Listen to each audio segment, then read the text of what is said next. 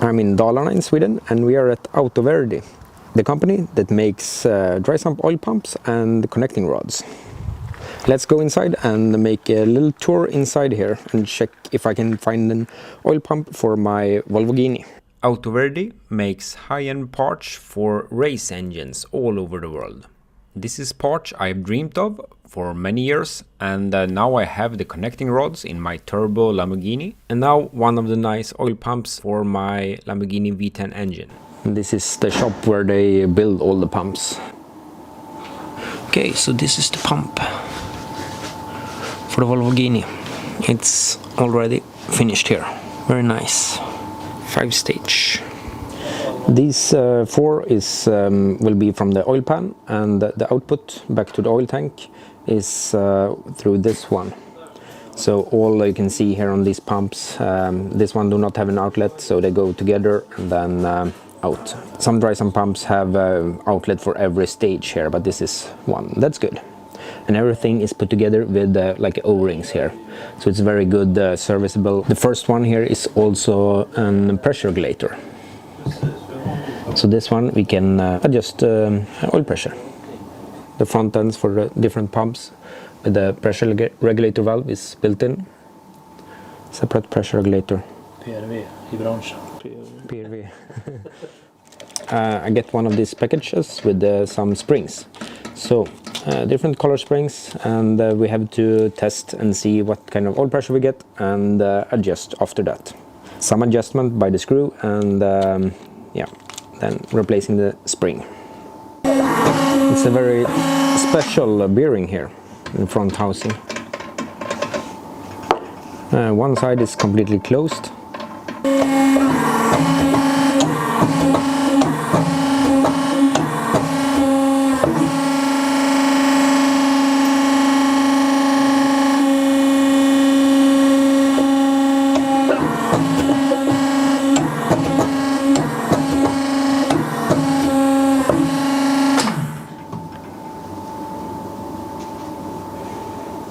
Yeah, completely flat surface there for the gears, for the oil pump. Very nice solution there. Fördelen är att jag kan göra många detaljer i ett stycke, vad jag förstår. Here we can see the bearings, bearing housing going in there, and everything is in the same part here. Nothing on this side as other pumps can have. Then you can have really tight tolerances. 2 different types of pistons depending on if you have the adjustment up or down. And this one is if you have the down, and this one up. So it's a very special piston there with internal passage there through the piston. Everything is built for racing, so it's built to be as small and compact as possible. Here we have 3 different sizes of housings, and yeah, one very good thing about these are that it is Teflon inside here. And the rotors here also is like 200 millimeters of Teflon on them. So it's a little bit forgiving, so they become very efficient.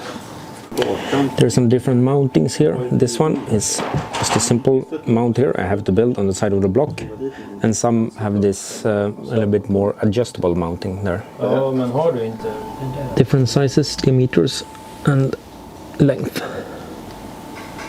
Now Peter here had the bottom pump, I think it's maybe from a Nascar. He brought some parts here, and we're gonna see if can find some spare parts here to rebuild this one slightly. With this housing, actually it's yeah, probably from like a NASCAR team that want to remove as much material as possible there. And this one you can see the bolts that goes through the pump here that holds it together. It's all aluminium here, and here it's open, so saves probably a couple of grams there. Rotors in different sizings. I have some parts here ready for assembly. Here are the shafts with the gears matched together. Next up here is some housings.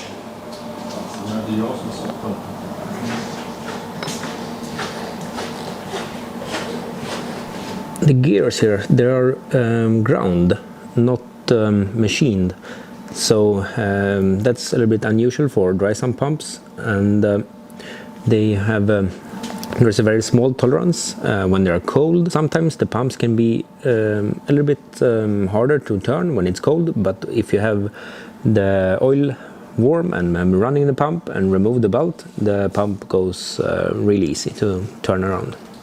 On the end here of the input shaft we have an hex drive, and this is a little bit rounded, so this is for priming the oil system of the car. It's a very smart thing. You remove the belt and then turn the pump around to prime and get the oil into the engine.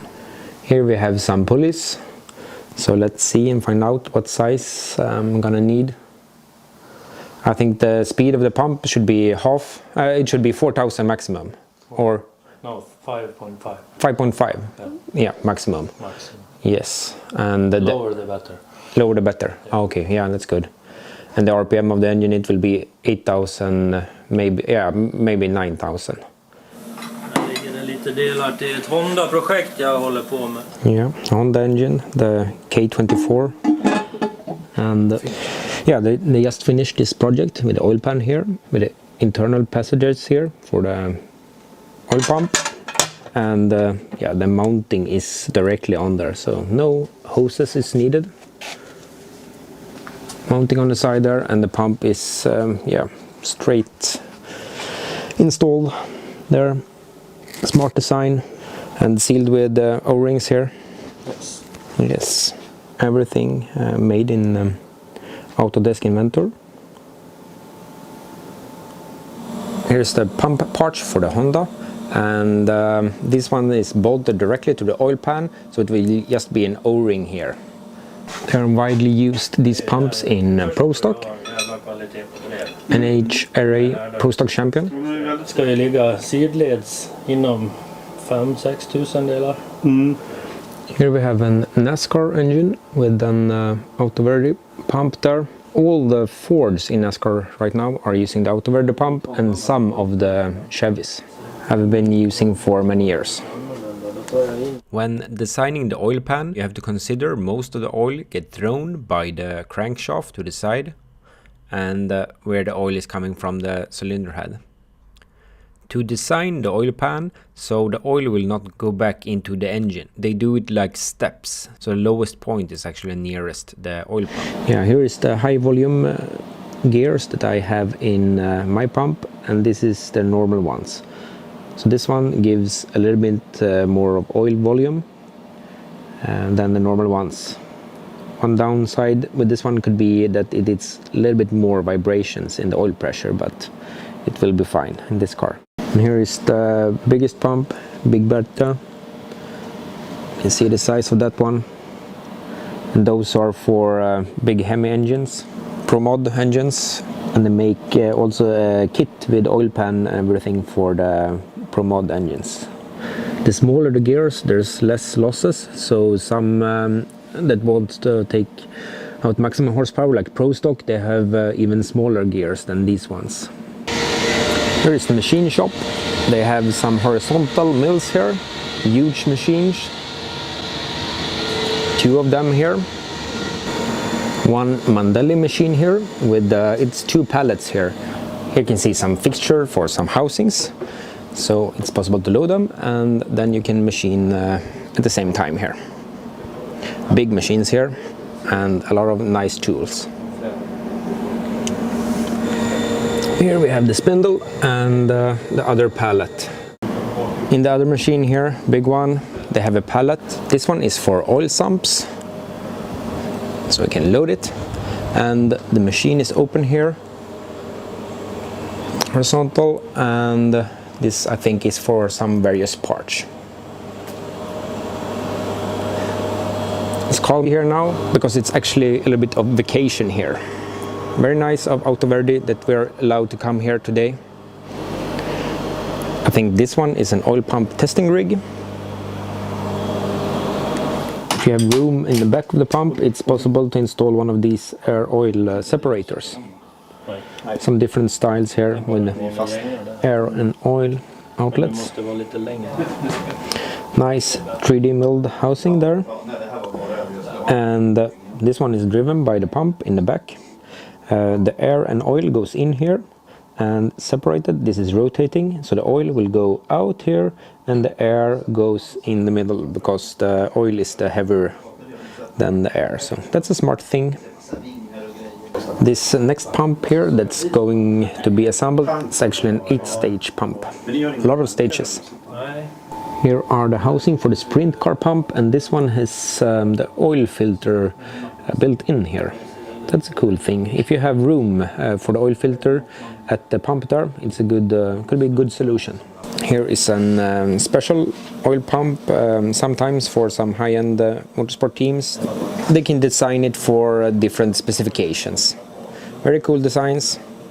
And some need very lightweight parts, so this is machined off a lot of aluminum. It's one of the connecting rods, AutoVerdi, directly from the forging. This is how it looks when it's forged, and it's very strong in this condition, and after that it is machined. So with very high temperature and high pressure, this is forged together. And this is how it looks like after the machining and the installation of bushing there. Shafts with these slots, as you can see, double spindle lathe, and here are the axles, very high grade steel. For the tooling, measurement of the tools. Here is an oil pan for the Subaru EJ engine with a direct fit of the oil pump there, and it is made exclusively for RCM in England.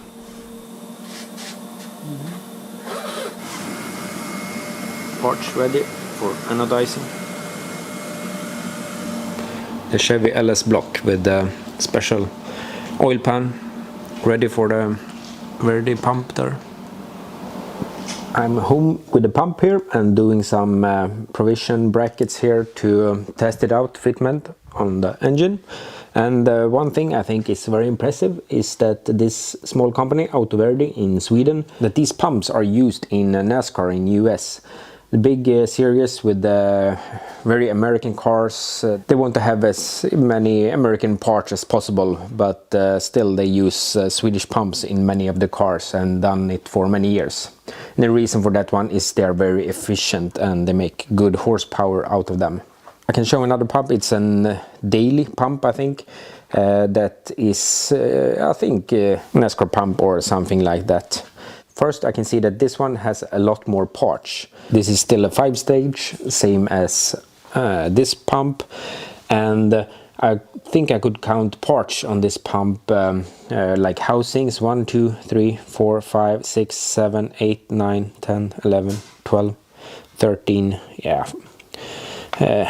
This one for the oil on the suction side, all goes to one, that's good. But yeah, 14 pieces in this pump. It's 1, 2, 3, 4, 5, 6, 7. No end cap here, it's all built in this one. So a lot less parts. Also, this one has built in the return to the oil tank is one, and it's an internal passage in these ones. So only one there. Here it got the external fitting on it. Maybe this is not the same time era, still the differences. And I think one big thing about this AutoVerdi pump is that all the rotors in the suction stages here, they are synced from the oil pump gear. This is the grinded gears in the first stage, and there's no other gears in this piece here. So all is synced there, and it's very good precision. If we check this daily pump, it's the oil pump here, the gears, and then it's the rotors in suction stages. If we look into the side here, maybe you can see the small gears. Yeah, there we can see on each of the suction stages to sync them so they are perfectly good to each other. They need to be gears there. So it's a lot more parts in this one, and that makes maybe a little bit more friction also. And if I turn this pump, it goes where it's very lightweight moving. This is not a brand new one, but it's moving easy. This pump, if I turn it, it's a little bit hard to turn when it is cold, It's because of the precision of the gears here. They're made for warm oil. So when this is warm, it will rotate very easily compared to what it do now. Also here we have separate parts for the brackets. This one is built in. These pumps are possible to get with this kind of fittings as well. But in that case, it's also built in the housings. And we have here, I think the bearing housings is a separate housing. It's all built in here, and here it has end caps on the end here, and these pumps are built in there as well. So very smart and clever design, I think. Keep it simple and high precision. Also, this pulley is a smart thing. It's conical inside there, and it's a steel. This one is aluminum, and it's a steel insert here. So you can mount it wherever you want on the shaft here actually, and just tighten this hex bolts and it will make it fixed on the position here. Tighten it up.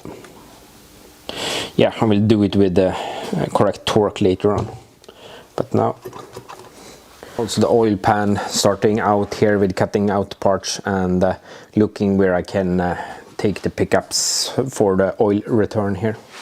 We'll do some welding and modifying of this one.